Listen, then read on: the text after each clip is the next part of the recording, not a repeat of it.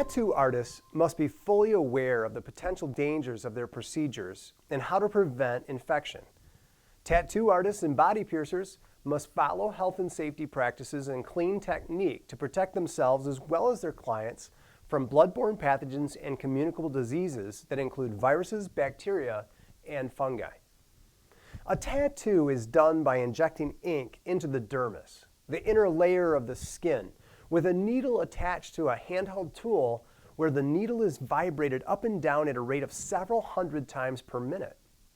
Infection can be spread through unsterilized equipment, contaminated ink, not handling needles correctly, and improper cleaning of surfaces and the client's skin prior to the procedure.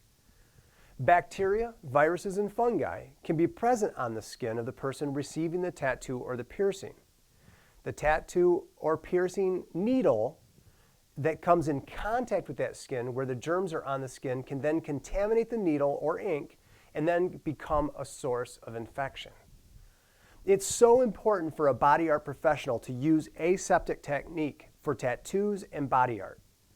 Aseptic technique is used to prevent cross-contamination. In other words, it prevents the transmission of germs from one person to another or from one place to another. Visible blood on surfaces, instruments, or needles is not necessary for infection to be transmitted.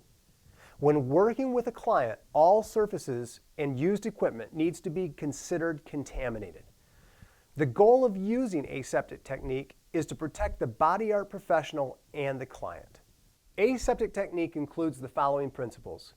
The body art professional needs to cover his or her own skin that may have wounds, infections, or dermatitis. Also, clothing needs to be clean. Don't let used equipment come in contact with clean or sterile equipment. Maintain the cleanliness of all supplies by storing them in a sanitary manner that protects all items from contamination. Make sure that the disinfectants are properly stored and that chemicals are properly labeled. Use barriers like single-use gloves and gowns. Use proper hand hygiene. And when wearing gloves that potentially have body fluids on them, don't touch other items. Remove the contaminated gloves properly before answering your phones, adjusting light fixtures, or picking up clean ink bottles or getting supplies out of the storage. Now, before you're giving tattoos or piercings, properly clean and prepare the client's skin with a skin antiseptic. Ink shall be from a single-use container and only used on one client. Ink that's stored in bulk containers can be transferred to a single-use container though. Now dispose of single-use containers after each person. Never mix inks with tap water. Only use distilled or sterile water. Use disposable single-use needles and follow safe injection practices. Immediately dispose of those contaminated needles, dressings, and disposable gloves, etc. Maintain a clean and sanitary environment by using a proper disinfectant.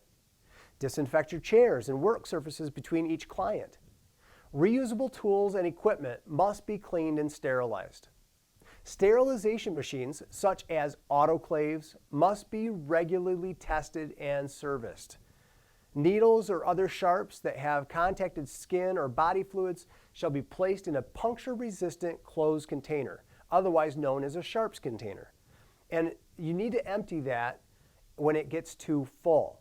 There's normally a line at the top of the sharps container that'll let you know it needs to be disposed of properly. Now remember, these are general guidelines to help protect you and your clients.